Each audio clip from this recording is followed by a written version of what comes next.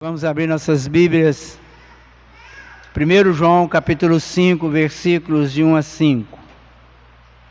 Os irmãos, nós estamos chegando ao final da carta. Esse é o último capítulo. Depois nós continuaremos na segunda e até o final da terceira carta de João. 1 João, capítulo 5, versículos de 1 a 5. Mantenha a sua Bíblia aberta para que você possa acompanhar o texto. Todo aquele que crê que Jesus é o Cristo é nascido de Deus. E todo aquele que ama ao que o gerou, também ama ao que dele é nascido. Nisso conhecemos que amamos filhos de Deus, quando amamos a Deus e praticamos os seus mandamentos. Porque este é o amor de Deus, que guardemos os seus mandamentos. Ora, os seus mandamentos não são penosos, porque todo o que é nascido de Deus vence o mundo. E essa é a vitória que vence o mundo, a nossa fé. Quem é que vence o mundo, senão aquele que crê ser Jesus, o Filho de Deus? Meus irmãos, até aqui João vinha mostrando quem é o verdadeiro cristão. Nós precisamos de lembrar que essa carta, João está tratando sobre os falsos mestres dentro da igreja, aqueles que verdadeiramente não são cristãos, são pessoas que estavam dentro da igreja falando que Jesus não tinha vindo em corpo, porque eles criam que o corpo era mau, então Deus não poderia habitar num corpo. Esse era o pensamento filosófico da época. Então eles diziam que Jesus não morreu. Eles tinham diversos ensinamentos que João vem combatendo aqui nesse texto. Mas nós, nessa carta, mas nós vimos que João traz 3 provas que ele vem repetindo, falando sobre elas e aprofundando nelas. Quando ele vai falar, ele vem mostrar sobre a prova da fé, a prova do amor e a prova de praticar a palavra de Deus. Ele mostra isso a partir do capítulo 2 e trouxe até o final do capítulo 4, quando nós vimos que ele tratou de nós conhecermos esse amor de Deus, onde no amor de Deus não existe medo, onde nós podemos confiar nesse amor de Deus. E agora, meus irmãos, João ajunta essas 3 provas. João pega as 3 provas que estão entrelaçadas e ajuntam elas num único texto, que é esse texto que nós acabamos de ler. Se você reparar, olha aí, olha o versículo, nos versículos 1, 4 e 5, ele coloca a palavra crer e fé. Ele coloca no versículo 1, quem crê. Ele coloca no 4, que ele vai afirmar todo que é nascido de Deus nesse mundo, e no final do versículo ele diz a nossa fé, e vai colocar de novo o crer no versículo 5. Então você repare, no versículo 1, 4 e 5, Deus, o texto está falando, João está colocando o crer, o ter fé, que é a prova que ele vinha falando anteriormente. No versículos 1, 2 e 3, ainda no versículo 1, o 2 e o 3, ele coloca a palavra amor. Ela está aí no versículo 1, aquele que ama. Ela está no versículo 2, quando amamos a Deus. E ela está no versículo 3, quando ele vai afirmar, porque este é o amor de Deus. Então você repare, ele coloca fé, ele coloca o amor, e a outra prova, que é a prova de você praticar aquilo que você crê. Aí ele vai colocar isso no versículo 2 e no versículo 3. Olha o 2. Nisso conhecemos que amamos os filhos de Deus, quando amamos a Deus e praticamos os seus mandamentos. O 3. Porque esse é o amor de Deus, que guardemos os seus mandamentos. Ou seja, ele coloca praticar e guardar. Então você repara o seguinte, que ele vem desde o início do livro tratando sobre as 3 características ou as 3 provas que o cristão tem que ter. Ele tem que ter a prova moral, ele tem que ter a prova social e ele tem que ter a prova bíblica ou a prova doutrinária. Então, o que é a prova doutrinária? A fé, quem é Jesus, saber quem é Jesus. A prova moral, praticar a palavra de Deus para você ser igual a Deus. E a prova social, amar. Então você repara o seguinte, que ele nos capítulos anteriores, ele vem expondo essas provas, e agora ele ajunta tudo num pequeno texto. Aqui, meus irmãos, nós precisamos de aprender algumas coisas. A primeira coisa que ele coloca aqui é que a fé, ela parte do nascimento que a pessoa tem de Deus. Preste bem atenção nisso. Ele vai dizer no versículo 1: todo aquele que crê que Jesus é o Cristo é nascido de Deus. O que ele está dizendo? Ele não está dizendo que Cristo é nascido de Deus. Ele está dizendo que aquele que crer que Jesus é o Cristo, que Jesus é aquele que veio encarnado e que morreu para perdoar os nossos pecados, essa pessoa é nascida de Deus. Então você repare que o que João está dizendo é que o nosso novo nascimento, ele procede de um nascimento de Deus. E aí ele vai continuar: e todo aquele que ama ao que o gerou, olha o que ele está colocando aqui, aquele que ama a quem gerou ele. Se eu te perguntar assim, quem é o seu pai, de você foi gerado por quem? Humanamente falando, você vai citar o nome do seu pai, vai citar o nome da sua mãe. Eu sou geração de fulano, eu fui gerado por fulano.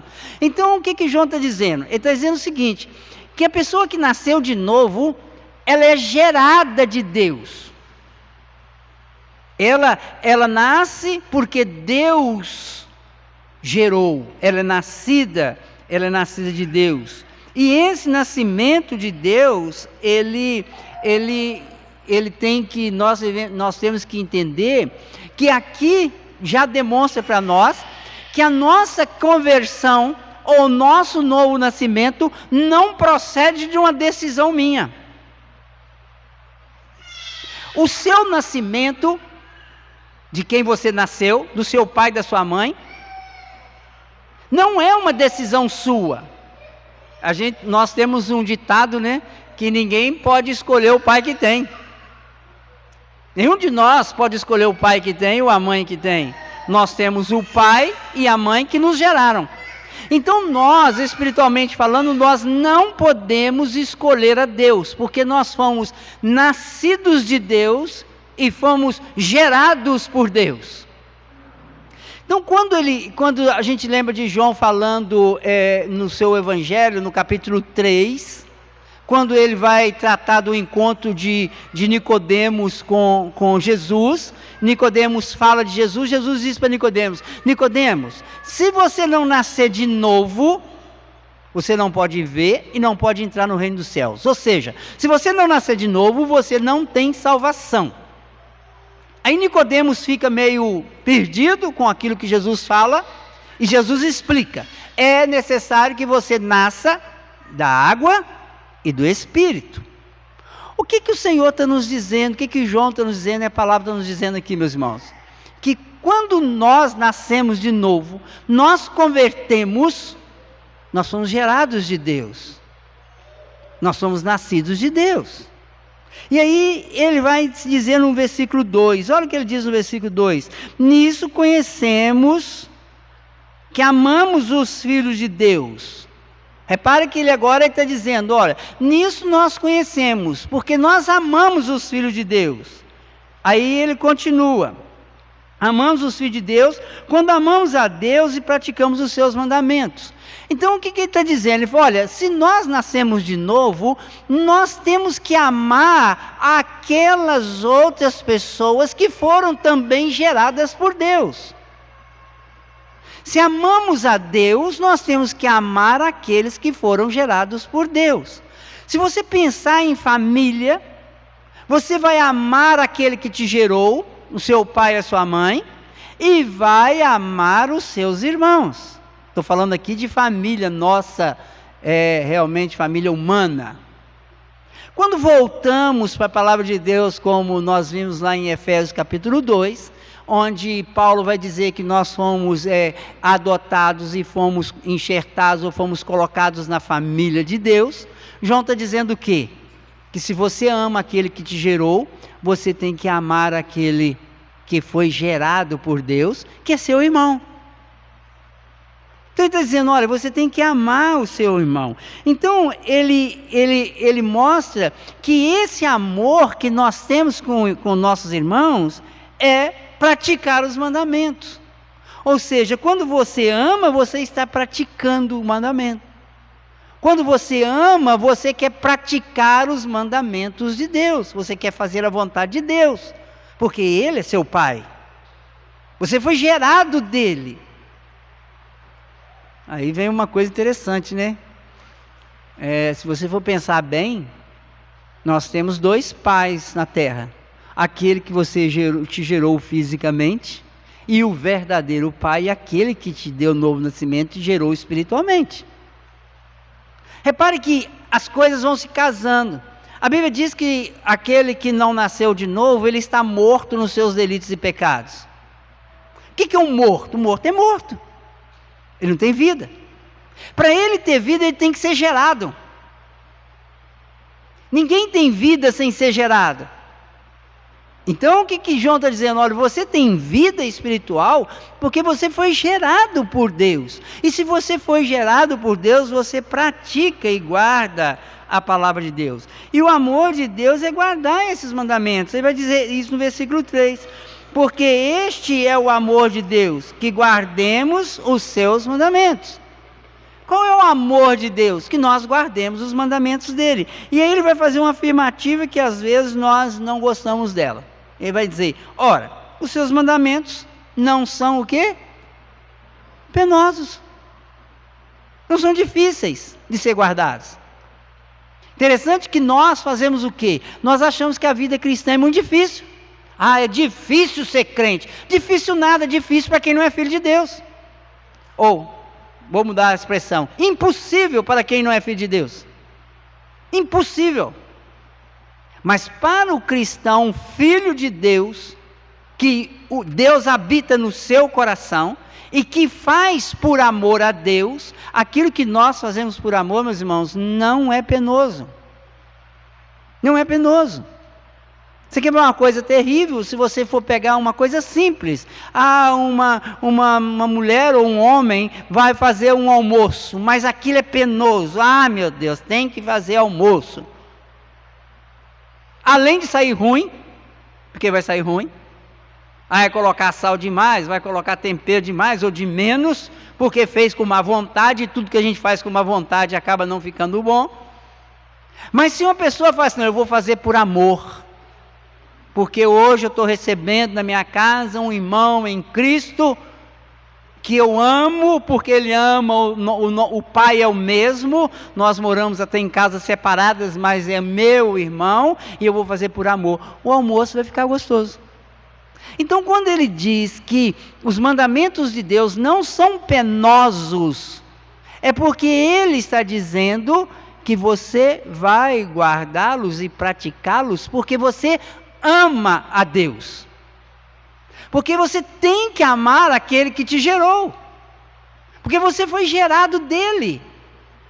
Você tem vida porque Ele te deu vida. Você está vivo porque Ele te deu essa vida. E você vai viver eternamente com Ele porque você foi gerado dEle. Nós não pensamos nisso. Ah, porque eu me converti. Se converteu nada. Você foi gerado por Deus. Foi Deus que te deu. Ah, porque na hora que... se eu quiser, eu continuo. O que você quiser, nada. Você foi gerado por Deus. Deus não abandona os seus filhos. E Deus não permite que os seus filhos o abandonem também. Não é como alguns pais que nós temos neste mundo que jogam o filho fora. Joga na lata de lixo. Algumas mães, alguns pais. Deus não é assim não, meus irmãos. Deus não é assim. Então ele vai dizer, os mandamentos não são penosos. Aí quando chega no versículo 4 e 5, ele vai dizer que nós somos nascidos de Deus. E que esse nascimento, de forma alguma, é por causa da nossa vontade. Volto a falar. Você é filho de quem você é filho. Porque você pediu? Eu nunca encontrei alguém que falava assim, eu antes de nascer... Imagina, olha que situação ridícula. Eu antes de nascer pedi meu pai que eu nascesse. Meus irmãos, tem lógica um negócio desse? Não, eu planejei, pensei bastante e resolvi nascer no lugar tal, filho de fulano de tal. Se você planejou nascer, você não tem, é completamente sem lógica. Irmãos, quando nós tratamos de vida espiritual, nós temos que entender que a Bíblia, ela tem uma lógica muito maravilhosa, porque ele diz, olha, porque todo que é nascido de Deus vence o mundo, e essa vitória que vence o mundo, a nossa fé. Quem é que vence o mundo, senão aquele que crê ser Jesus o Filho de Deus? E ele faz a pergunta no final, por quê? Porque ele já respondeu no texto anterior. Aí ele vai fazer uma colocação interessante, aquele que nasceu de Deus, não nasceu da sua própria vontade, não é o homem que vence o mundo. Nós temos uma tendência de achar porque você luta contra o mundo, porque você quer derrotar o mundo, saiba de uma coisa, você não vence o mundo. O que vence o mundo é o fato de você ter nascido de novo e ter fé. Olha o que ele diz. Quem é o que vence o mundo? Ele responde antes, a vitória que vence o mundo é a nossa fé. Como que nós vencemos o mundo? Quando nós temos fé. Quando nós temos fé, nós cumprimos a palavra de Deus. Nós cremos em Jesus. Então, ele chega aqui nesse final, mostrando que não é o homem que vence o mundo, mas o seu novo nascimento, que trouxe a ele fé, e a operação dessa fé na sua vida, no seu coração, vence o mundo. Como que você vence toda essa estrutura mundana que tenta você para te jogar no pecado, tenta te jogar contra Deus? Quando você tem fé na palavra de Deus, quando você tem fé no Deus que te gerou e você confia nele. É isso que ele está dizendo. Então você repare o seguinte, que João, ele ajunta essas três provas e faz dela algo que não tem como um cristão não tê-las. É isso que ele está dizendo aqui. Agora, o que esse texto nos ensina, meus irmãos, sobre Deus? A gente tem que aprender de Deus em todo o texto que a gente lê. Primeiro, ele ensina que Deus nos dá o novo nascimento. Aqui você tem que tirar da sua cabeça que você se converteu, você foi convertido por Deus. É uma expressão até que a gente podia mudar. Em vez de falar assim, eu me converti tal dia. Não, eu fui convertido por Deus tal dia. Deus me converteu, eu nasci naquele dia. Deus me gerou naquele dia. Porque Ele é meu Pai. Porque eu fui gerado por um Pai. Então aqui a primeira coisa que nós precisamos de entender é que Deus é que nos dá esse novo nascimento. Segunda coisa, Deus não nos deu mandamentos penosos. Você não tem um pai, e nós, pais humanos, erramos muito nisso. Às vezes nós queremos que os nossos filhos façam coisas que eles não podem fazer. Deus não é assim. Deus não nos dá mandamento que seja penoso na nossa vida. Ah, mas eu não estou conseguindo isso ou aquilo. Você precisa de aprender, você precisa de buscar ao Senhor, porque o Senhor, Ele realmente não nos dá mandamento penoso. Outra coisa que esse texto nos ensina: Jesus é o Cristo, ou seja, Jesus é o Filho encarnado. Jesus é o Filho encarnado. Jesus, Ele é o Filho de Deus. Ele é aquele que nasceu encarnado. É aquele que veio morrer no nosso lugar. E toda a iniciativa da nossa salvação, se você pegar o texto, toda a iniciativa da nossa salvação procede de Deus. Toda iniciativa. Ou seja,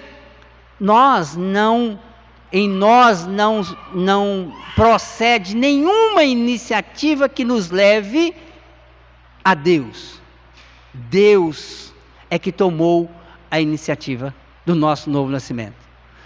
Se você for pegar aqui fazendo uma comparação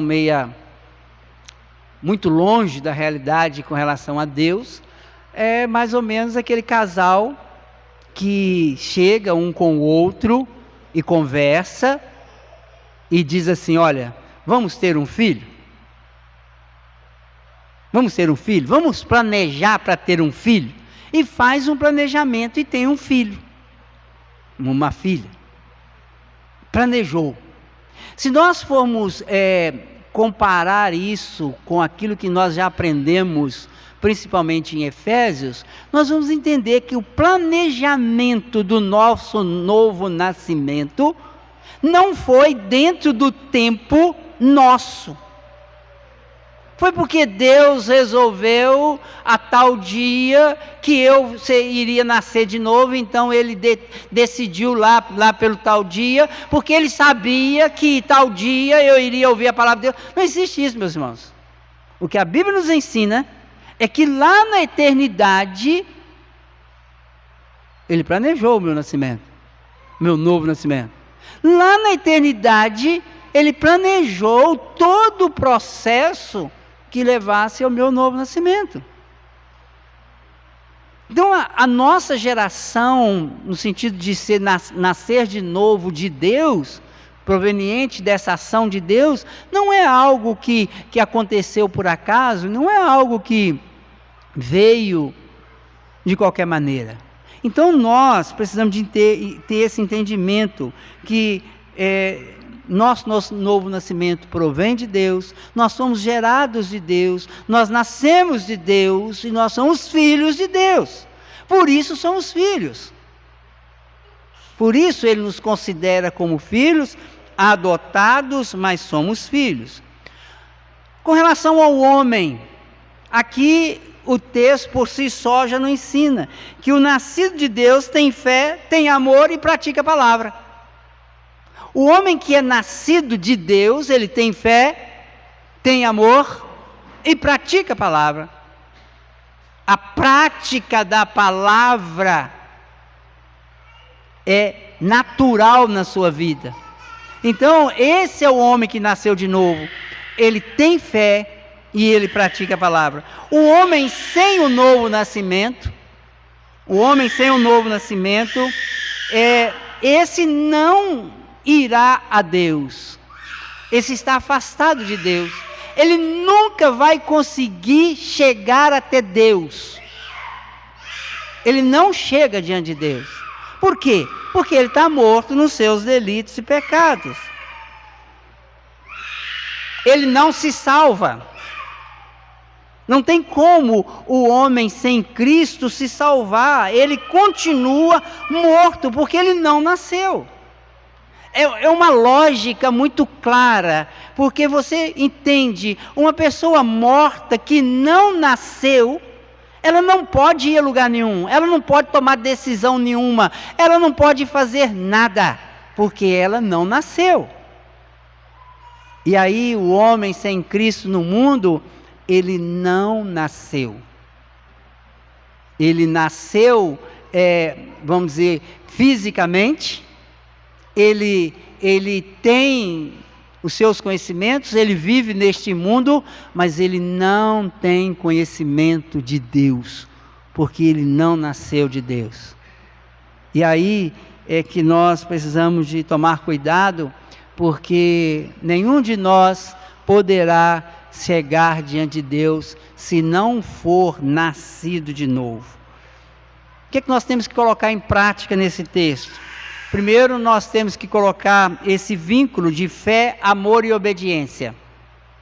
Nós temos que juntar esses textos, essas palavras, e tem que nos levar a uma reflexão. Nós não temos como desassociar uma coisa da outra. Preste bem atenção no que eu vou dizer aqui. Você não tem como desassociar fé, amor e obediência a Deus. Você diz que tem fé em Deus, você diz que tem amor ao Pai, mas não obedece, você não tem fé e você não tem amor.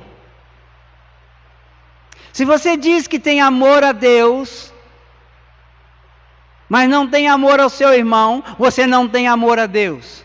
Porque é impossível você amar a Deus e não amar o seu irmão que você vê, ou amar aquele que é nascido de Deus como você é nascido de Deus. Você que diz que tem amor a Deus, mas tem alguma coisa contra a palavra, que não aceita a palavra, não se submete à palavra, eu quero dizer uma coisa: você não nasceu de novo. Você não nasceu de novo. Aqui nós encontramos um problema muito sério, porque às vezes nós vamos vivendo uma vida religiosa dentro da igreja, e passa ano e entra ano, e não praticamos a Bíblia.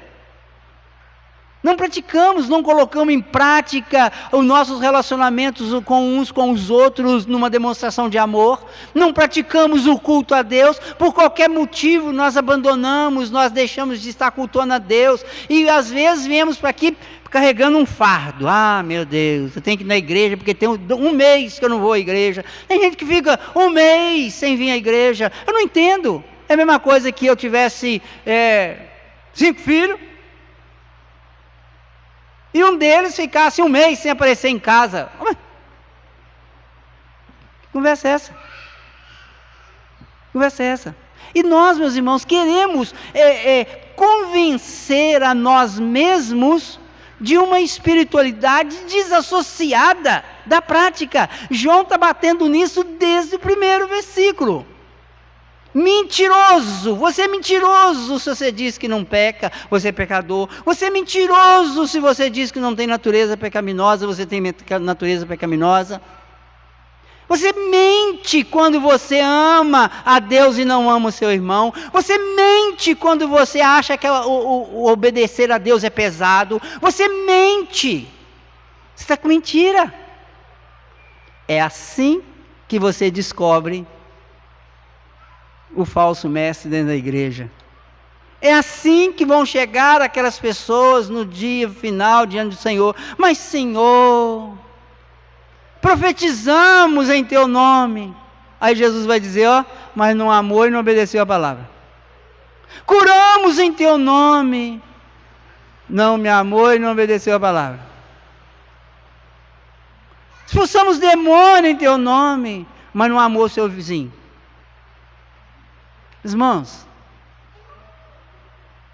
bora, fora, pois eu não vos conheço, por lugar que haverá choro e ranger de dentes. Por quê? Porque não tem como desassociar. O que esse texto bíblico nos ensina, e nós viemos repetindo essas provas, para João chegar aqui no final a juntá-las, e dizer, olha, você conhece um falso mestre quando essas 3 provas não estão nele. Assim você conhece uma pessoa que não é convertida. Você precisa de fazer uma reflexão sobre isso. Amar a Deus é praticar a palavra e amar os seus filhos. Amar os filhos de Deus é demonstrar em atos que você ama. Cuidado para não ficarmos somente no amor a Deus sem a prática da palavra. Cuidado para não dizer, mas eu amo o Senhor. Ama? Pratica a palavra? Ah, não. Então, não ama. E o irmão? Ah, não, o irmão eu odeio. Ah, então não ama. Não tem como amar. Não ama. E aí, meus irmãos, nós podemos concluir dizendo o seguinte: João está encerrando o seu argumento das provas que os verdadeiros cristãos demonstram em contradição com os falsos mestres. João está dizendo: olha, se vocês vivem assim, fiquem tranquilos, porque os falsos mestres não têm isso, porque eles não são nascidos de Deus. Por isso eles vão se afastar do meio de vocês, por isso eles saíram do meio da igreja, porque eles não conseguem isto, porque não nasceram de novo. Assim também nós demonstramos a nossa salvação. Quando que você demonstra a sua salvação? Quando você ama a Deus, quando você ama o seu irmão, quando você obedece a palavra. Aí você vai entender quando Jesus Cristo diz assim: ó, tem 2 mandamentos: amar a Deus sobre todas as coisas, aqui está embutido a obediência a Ele, e amar o próximo como a si mesmo. Acabou, não tem mais nada a fazer, não tem mais nada a fazer, porque quem ama não mata, quem ama não rouba, quem ama não adultera, quem ama não trai, quem ama não ofende. Ou seja, o amor encobre, no sentido não de tampar ou esconder o pecado, mas o amor não deixa que você peque. Então, reflita sobre isso. Reflita. Eu sou nascido de novo, então eu fui gerado por Deus. Se eu fui gerado por Deus, eu amo aqueles que são meus irmãos, porque também foram gerados por Deus. Se eu amo a Deus e amo meus irmãos, eu obedeço a Deus. Que nós tenhamos realmente o entendimento que sem essas 3 coisas nós não podemos demonstrar que somos cristãos. Que o Senhor tenha misericórdia das nossas vidas. Vamos nos colocar em pé e vamos orar ao Senhor.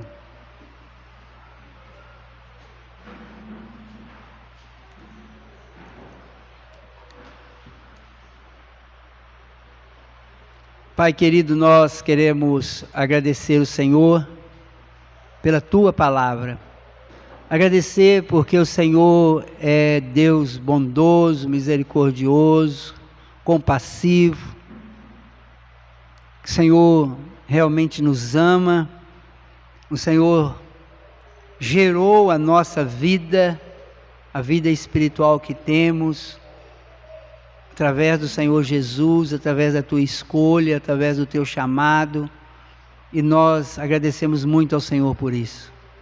Te pedimos, ó Pai, que o Senhor nos ensine a praticar este amor, que o Senhor nos ensine a vivenciar esse amor amando os nossos irmãos, mas que nós também, ó Pai, possamos aprender a obedecer a Tua palavra, entender, ó Pai, que a Tua palavra não é penosa a nós, mas o Senhor, Teu fardo é leve, suave, e nós precisamos de cumprir a Tua palavra. Que o Senhor nos dê uma semana dirigida pelo Senhor, orientada pelo Senhor, e que nós possamos viver para a glória do Teu nome. Leva para os nossos lares, ó Deus, com a Tua bênção.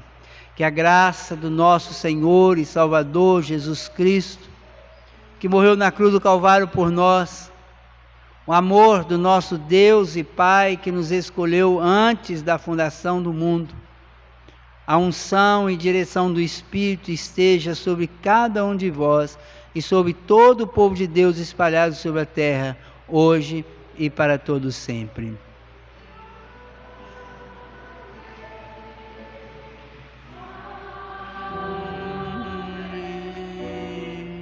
Amém.